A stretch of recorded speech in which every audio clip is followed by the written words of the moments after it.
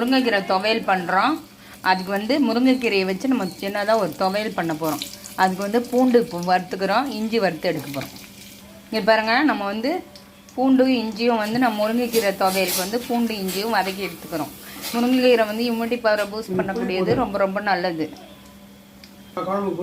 இங்கே பாருங்கள், இந்த அளவுக்கு புளி வந்து இப்போ நம்ம துவையலுக்கு சேர்க்க போகிறோம். இதையும் வந்து நம்ம எண்ணெயிலே போட்டு வதக்கிறோம்.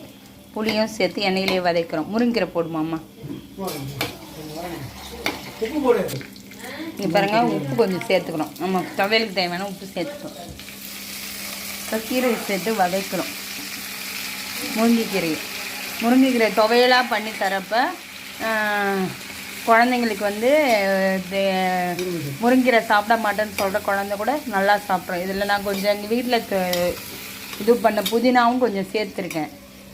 புதினா, கருவேப்பிலை சேர்க்கலாம், கொத்தமல்லி சேர்க்கலாம். இதில் கூட சேர்த்து நீங்கள் துவையல் பண்ணிங்கன்னா செம்ம டேஸ்ட்டாக இருக்கும். முருங்கைக்கீரை வந்து ரொம்ப ரொம்ப இரும்பு சத்து நிறைந்தது.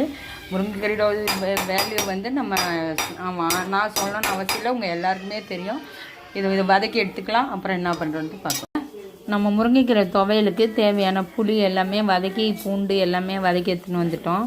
இதை வந்து அரைச்சி எடுத்துன்னு வந்துடலாம். சேர்த்துக்கிற எல்லாமே மருத்துவ குணம் நிறைந்தது தான். இஞ்சி வந்து இந்த கிளைமேட் வந்து சளி பிடிக்காமல் இருக்கும். பூண்டு வாய் கேஸ்ட்ரிக் எல்லாமே வெயிட் லாஸ் பண்ணுறதுக்கு எல்லாத்துக்குமே பூண்டு ரொம்ப ரொம்ப உதவியானது. புதினாவும் ரொம்ப ஹெல்த்துக்கு தேவையானது. முருங்கைக்கீரை இம்யூனிட்டி பவரை பூஸ்ட் பண்ணோம். இதில் கொஞ்சோண்டு புளியும் உப்பு டேஸ்ட்டுக்கு சேர்த்து இதை அரைச்சி எடுத்துன்னு வந்துடலாம். பாருங்கள், நம்ம முருங்கைக்கீரையை பூண்டு இஞ்சி எல்லாம் சேர்த்து இந்த சட்னி அரைச்சின்னு வந்துட்டோம், இந்த துவையலை. இப்போ இது வந்து நிரஞ்சன் வந்து ரொம்ப விருப்பமாக சாப்பிடுவோம். அதுக்காக நான் இந்த முருங்கைக்கீரை துவையல் ரெடி பண்ணியிருக்கேன். இதை தாளித்து எடுத்துன்னு வந்துடலாம். நம்ம சட்னியை வதக்கி எடுத்துட்டோம்னா சூப்பரான நம்ம சட்னி ரெடி.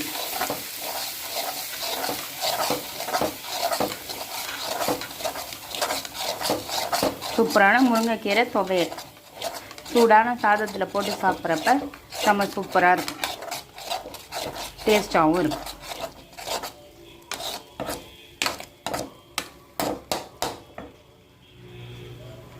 பாருங்க, சூப்பரான நம்ம முருங்கைக்கீரை துவையல் ரெடி ஆயிடுச்சு. சூடான சாதத்தில் சாப்பிட்றதுக்கு செம்ம டேஸ்ட்டாக இருக்கும். முருங்கைக்கீரையில் பண்ணணும்னு சொன்னால் யாருமே நம்ப மாட்டாங்க. இந்த மாதிரி வித்தியாசமான சமையலுக்கு எங்கள் சேனலை சப்ஸ்கிரைப் பண்ணுங்கள், லைக் பண்ணுங்கள், ஷேர் பண்ணுங்கள், கமெண்ட் பண்ணுங்கள். பாய், டேக் கேர்.